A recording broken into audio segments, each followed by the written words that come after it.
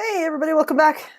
Time for part two of our series here on sound waves and kind of introduction to sound waves and how we perceive them and all of that kind of good stuff.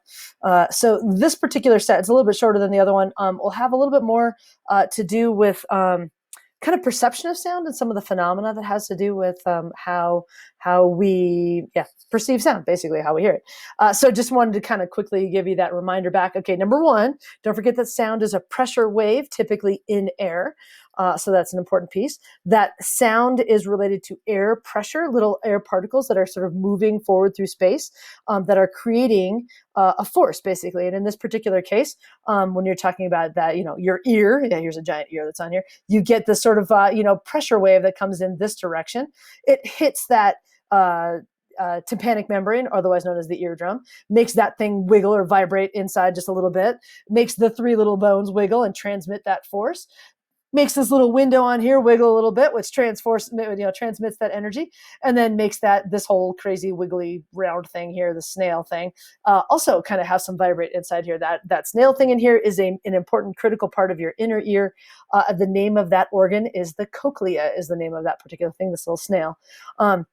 And inside the cochlea here is where all of your nerve endings are. And then within those, that little zone right there, you've got a bunch of nerve endings that are sensitive to different wavelengths. Literally, they resonate because of the shape of the tube that's on here. They resonate at different frequencies. And so at certain frequencies, you'll get an additional little vibration in some little spot in this liquid, which will tickle one little nerve ending, which will send a little message off to your brain, and your brain will go, I hear that. And then if it's a different spot gets tickled, you say, oh, that's a different pitch. That's a little bit lower, a little bit higher. But in this particular case, what I want to talk about is how do you know if it's louder or not? In this particular case, the concept of loudness is related to the decibel scale. I know you've heard of the decibel scale before. I'm going to move my picture over to this side since I can kind of get out of the way a little bit better. But with the decibel scale is related to it's related to loudness. And loudness is more about what the difference in air pressure is. It's kind of the difference in maximum displacement between the compression and the rarefaction, if you really want to know the technical term. What we actually measure is not truly loudness. We actually measure, when we're using the decibel scale, we're actually measuring something called sound level. The loudness actually relates to a unit that's in Pascal, so it's an air pressure thing. And its values we don't care about. Our brains have a really weird way of perceiving differences in pressure waves and how we relate them to loudness.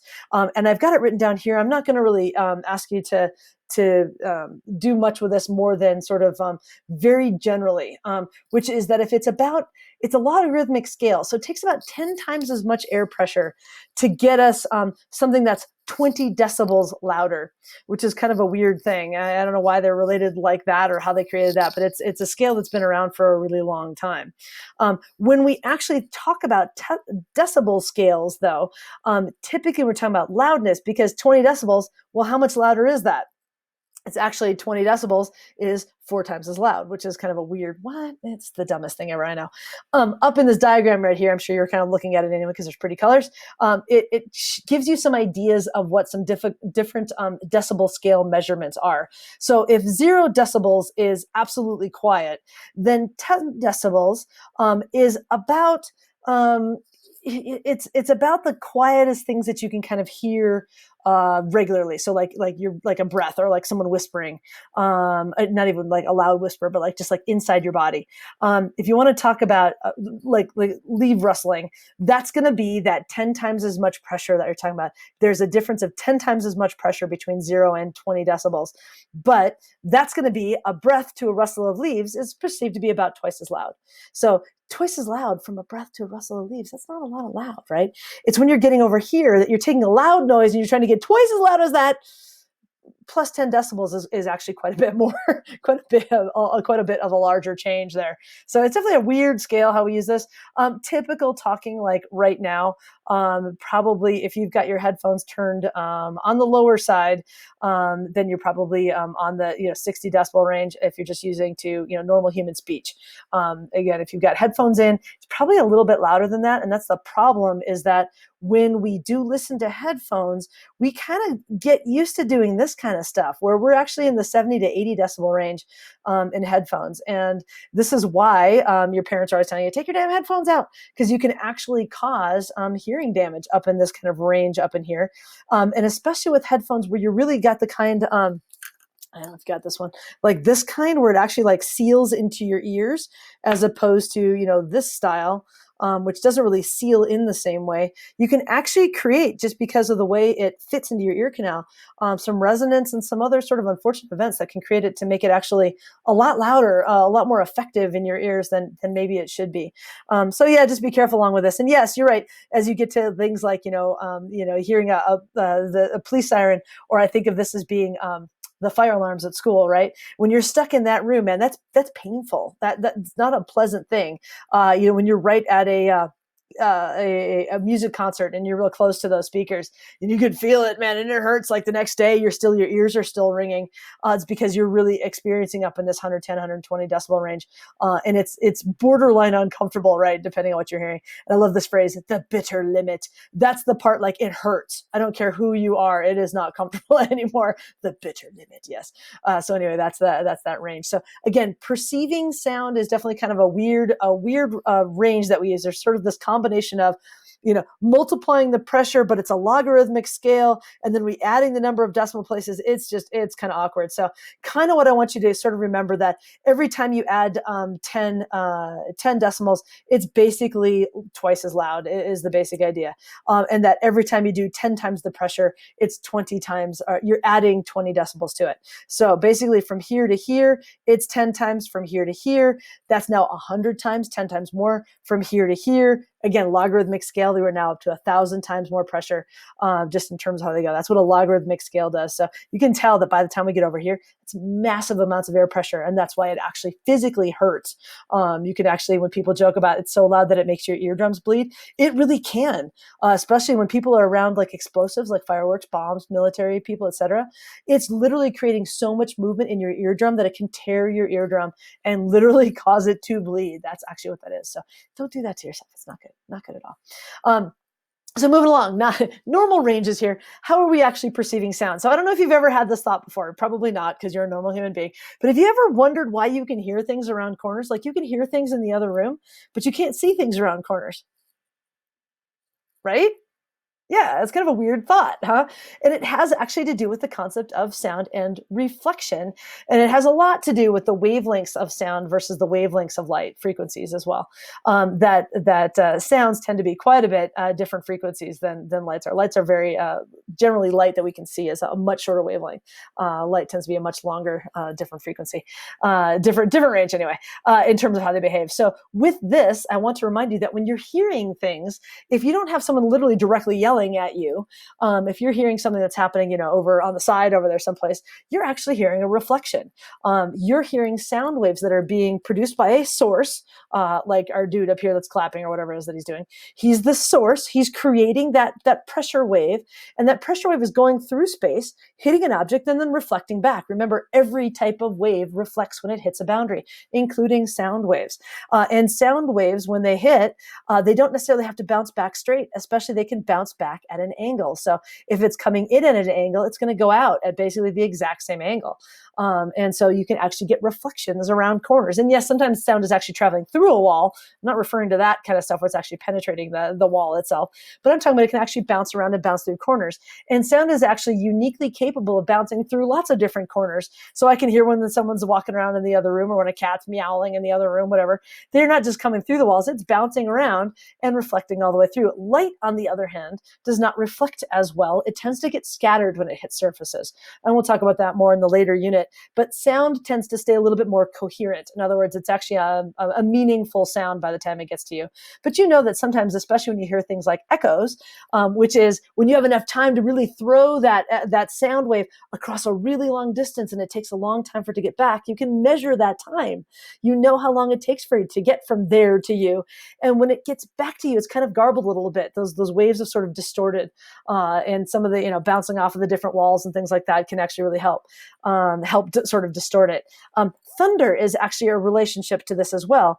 Thunder is not only just the initial sound, but then it's echoing off of all the different mountains and peaks and trees and buildings and all that stuff. And that's why you get the longer rumbles to it. I mean, yes, there's a production piece of it, but it definitely gets that longer rumble the further away you are because of all the different reflections and echoes that are happening between that sound source and you hearing it some point in time later.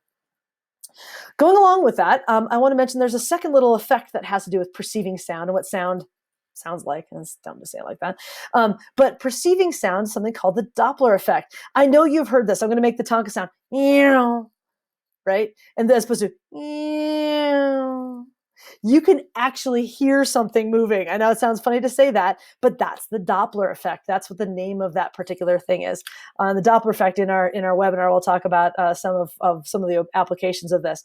But what's happening here is that because the source is creating these pressure waves sort of out in front of it, those pressure waves have these sort of weird little shifts, little crests in them that are happening because in a sense, the source is sort of running into its own pressure waves. It's pushing these waves out in front of it. So if you think about this ambulance right here that's moving, this direction, it's making inside the ambulance, it does not sound, you don't hear the Doppler effect inside the car.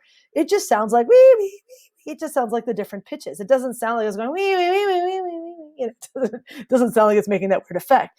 But because it's making these consistent wave patterns out in front of it, but then it's moving forward into it. It's almost like they stack up out in front of it. And similarly, from behind it, it's sort of running away from those wave crests and sort of dropping them off behind as it leaves, so to speak. So as it's these distances back here sort of get further apart, these ones here get closer together.